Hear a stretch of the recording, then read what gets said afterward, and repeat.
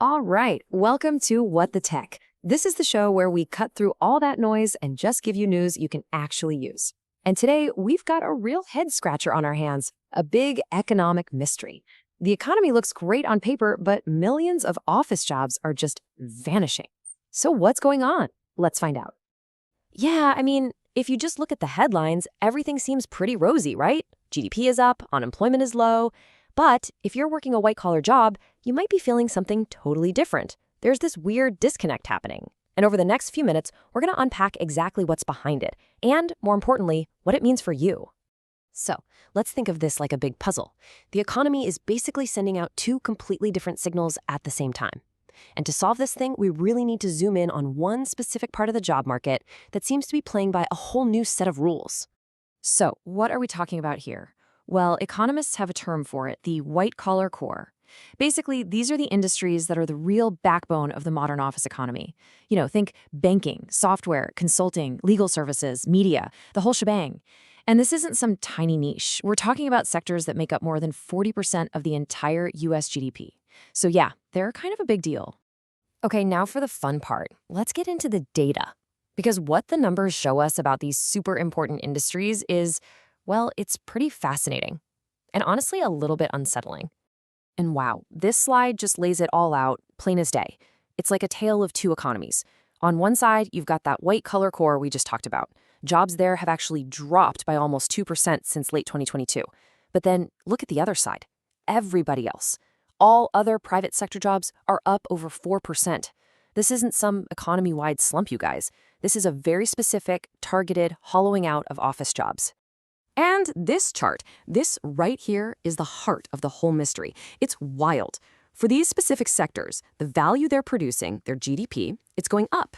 They're literally making more money, creating more stuff. But at the very same time, the number of people they're paying to do that work is going down. More output with fewer workers. How does that happen? And just to give you a sense of how huge this shift is, look at this number, 2.3 million. That's how many more jobs would exist right now if hiring in these industries had just stayed on its normal, pre-pandemic track.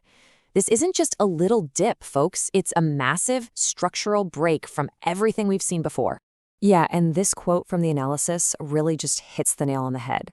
What is striking is that over the last 3 years, these sectors have continued growing in GDP terms, even as their employment has shrunk. That's the whole paradox of our economy right now. Growth in value doesn't automatically mean growth in jobs anymore, at least not in this huge slice of the office world. So, the billion-dollar question is, why? Well, it turns out it's not just one single thing. Researchers have actually pinpointed a kind of three-step process that's driving this whole change. Let's break it down. Okay, so here's how it happened. It all started with a big course correction after that crazy hiring boom back in 2021. Companies realized they overhired. Then came step 2. With leaner teams, they were forced to get smarter, redesigning their workflows for maximum efficiency. And now we're in step 3, which is the real game changer, the automation amplifier.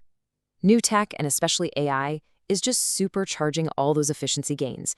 It's this 1-2-3 punch that is totally reshaping the modern office.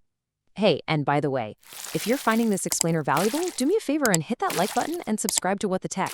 It really helps us out, and you won't miss any of our deep dives. And we really want to hear from you in the comments. Are you seeing this cycle of correction, redesign, and automation where you work? Let us know.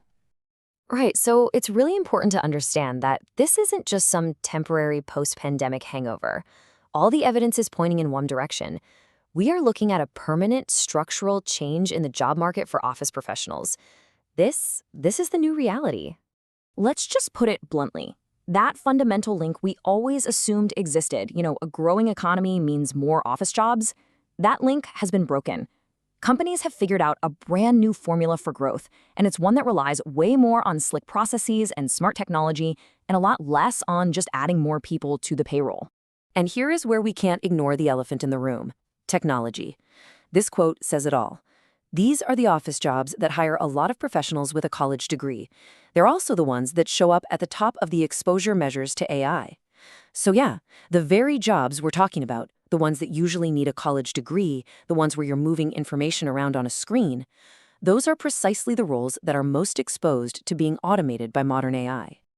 Okay, so that's the diagnosis. But hey, this is what the tech, and we're all about news you can use. So let's pivot away from the problem and start talking about the solution. How do you actually navigate this new landscape? We've got a game plan for you. First things first, you've got to focus on the skills that technology makes better, not the ones it replaces. What does that mean? It means getting really comfortable with AI tools, becoming fluent in them. It means understanding how to design and optimize systems, not just work within them. And it means doubling down on the deeply human stuff, like client relationships, negotiation, and making complex judgment calls. Oh, and here's a pro tip. Combining your expertise with tech skills, like if you're in finance and you learn Python, that's a massive, massive advantage right now. Next up, you have to adjust your career tactics. It's time for a resume makeover. Stop just listing your duties and start showcasing your measurable impact. What did you automate? How much time or money did you save? And when you're job hunting, actively look for roles where you're the one designing or managing the automation instead of just doing the tasks that it can now handle. And maybe most importantly, you have to make continuous learning your new default setting. The tools are changing fast. And finally, you can really empower yourself by just watching the right signals. Keep an eye on that GDP versus employment disconnect in your own field. Pay close attention to what the major companies in your industry are hiring for. Are the job titles and descriptions shifting? And whenever you see a big announcement about a company adopting new AI, think critically. What does that actually mean for the workflows and jobs in my world? So we'll leave you with this one. Big question to think about.